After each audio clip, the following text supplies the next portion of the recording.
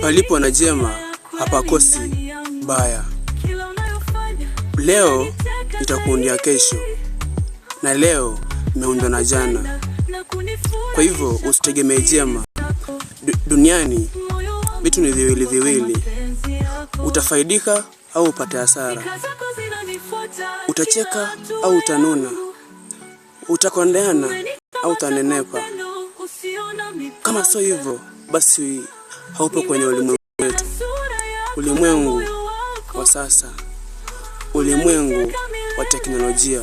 Simu ni nzuri kwa mawasiliano, kwa burudani, ila simu ni mbaya na ina pia sifa hasi ambazo ni nyingi mno, ambapo inapotosha vijana.